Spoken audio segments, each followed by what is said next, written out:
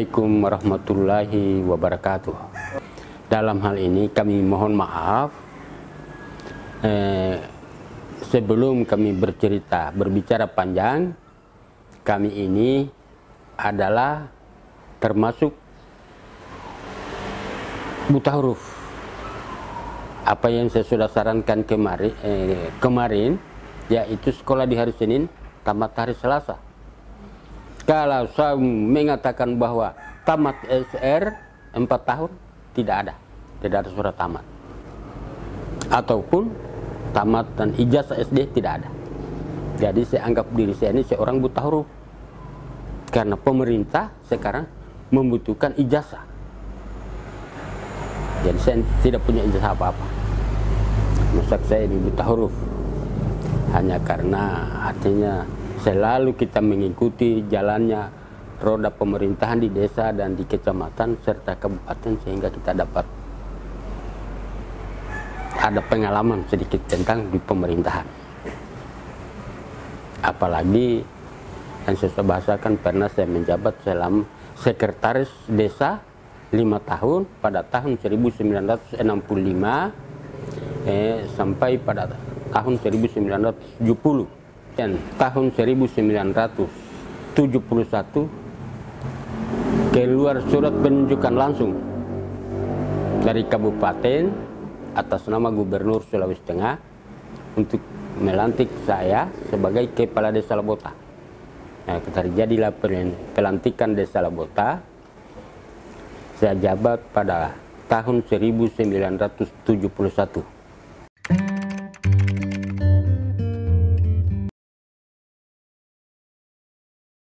Ini lembaran pertama. Menurut cerita atau sejarah dari orang tua kami, pada zaman dahulu kala terbentuknya desa Labota ini karena adanya pertemuan antara dua kepala suku. Suku penduduk asli atau Labota bertempat di Faforaha atau Lembono yang dikepalai seorang tua yang bernama Lambiara. Dan satu suku yang berasal dari Baho Umumpa bertempat tinggal di Gunung Fafolemo atau La Romomea dan dikepalai oleh seorang tua yang bernama Labakuku. Kedua suku ini selalu hidup rukun dan saling menghargai antara satu sama lain, dan selalu tolong menolong bila ada kesusahan di antara satu suku.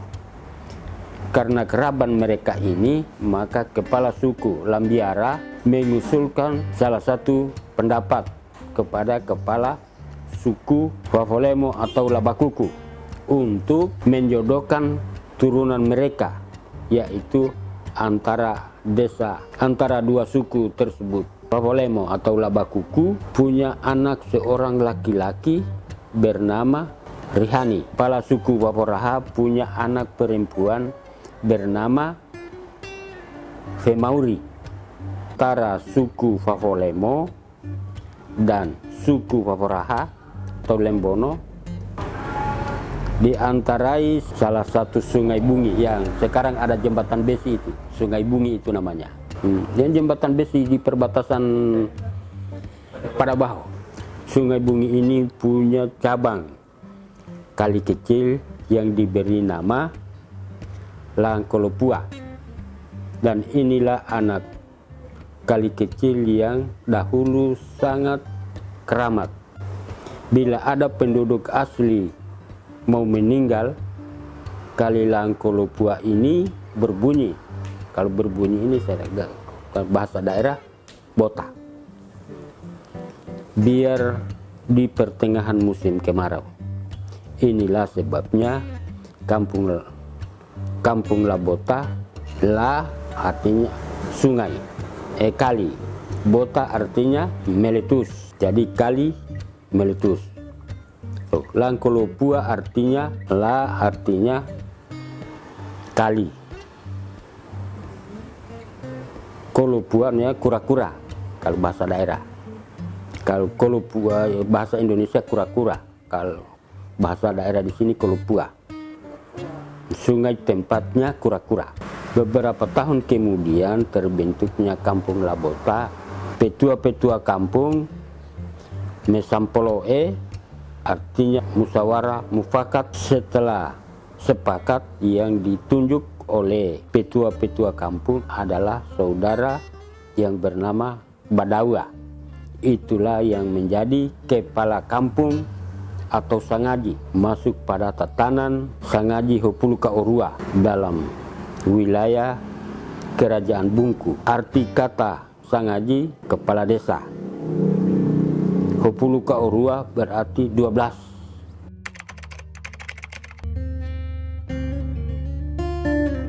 Dia berbunyi macam air banjir meletus ke udara, begitu.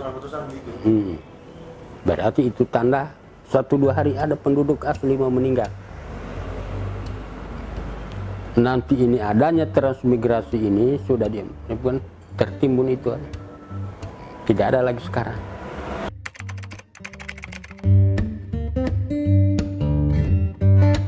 Selama kepemimpinan Sangaji Badawa, kehidupan sangat berkembang, utamanya pertanian dan pencaharian hasil hutan, damar, rotan, dan lain-lain.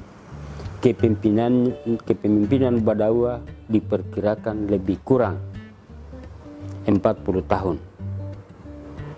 Setelah meninggalnya Badawa digantikan oleh Kopidi. Dia memimpin selama 37 tahun. Rakyat hidup aman dan hasil bercocok tanam bertambah, utamanya tanaman jangka panjang, yaitu kelapa dalam, dan tanaman jangka menengah dan jangka pendek dari pisang dan ubi-ubian. Meninggalnya Kopidi digantikan oleh saudara Hamusia selama 4 tahun karena cara kepemimpinannya tidak baik dan tidak ada perkembangan. Masyarakatnya memberhentikan. Setelah berhenti, masyarakat menunjuk Daeng Matemu memerintah pada zaman Jepang atau penjajahan Jepang. Dia memimpin selama 3 tahun. Di situ rakyat hidup menderita. Salah sedikit dilapor sama Jepang, yang rakyatnya dipukuli dan dipenjarakan di Kolonodale. Ya, di Muru, ibu kota Kabupaten Muru toh, di Kolonodale sekarang. Muri Utara, kalau Muri Utara. Maka orang-orang tua desa mesampoloe atau musyawarah untuk memberhentikannya, maka digantikan oleh saudara Arda. Dia memimpin desa selama 27 tahun. Masyarakat hidup aman kembali, pemerintahan normal kembali. Meninggalnya Arda lalu digantikan oleh saudara Injil. Saudara Injil menjalankan roda pemerintahan selama 35 tahun. Dalam kurun 35 tahun ini terjadi kurang aman pemerintahan, gangguan keamanan dari gerombolan Kahar Mutakar, sehingga rakyat desa Labota mengungsi pada tahun 1958, dan lamanya kami mengungsi selama 4 tahun. Dan kami kembali dari pengungsian pada tahun 1962. Inilah terjadi banyak perubahan, baik pemerintahan maupun tata cara penghidupan masyarakat. Karena saudara Injil sudah tua, maka digantikan oleh saudara Mustafa pada tahun 1963 sampai pada tahun 1965. Mustafa menjalankan tugas pemerintahan desa Labota dengan baik selama 2 tahun. Tetapi karena dia jatuh sakit, pada akhirnya dia minta diberhentikan pada jabatannya dan digantikan oleh saudara Abdul Halik Injil dari tahun 1966 sampai pada tahun 1970, dan juru tulisnya adalah saudara Hasan, saya, selama 5 tahun. Abdul Halik Injil diberhentikan oleh camat karena terlibat korupsi uang subsidi desa Labota pada tahun 70 itu kan. Sudah terjadinya khususnya pemilihan tahun 71 terjadinya itu. Jadi dalam ini uang subsidi yang digelapkan ini sebanyak 100.000, yaitu subsidi tahun 69/70.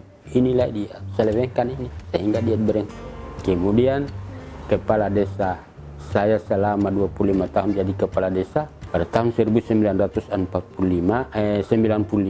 terjadilah pemilihan kepala desa. Maka antara saya dengan saya punya ipar itu Aksa hanya beda 5 suara. Karena saya sudah pengaruhi keluarga terdekat saya, jangan lagi pilih saya karena tidak mampu lagi saya berpikir. Dialah sehingga dia menang. Nah, sesudah itu dia menjalankan pemerintahan desa selama 10 tahun.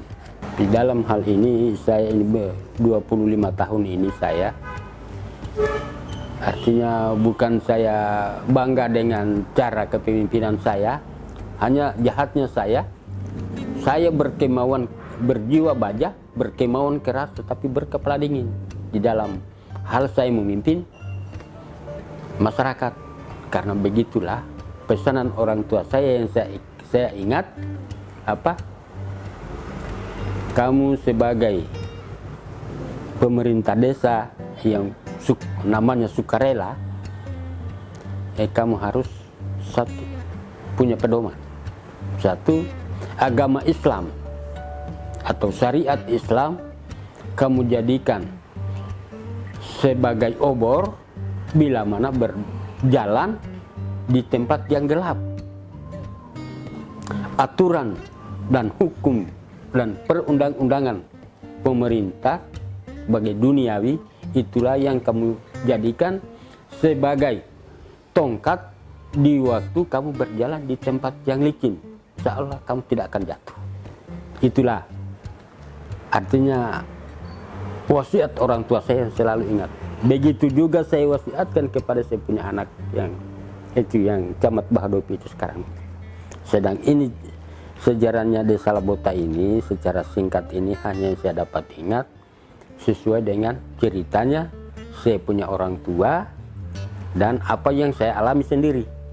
Saya sudah tahu sendiri.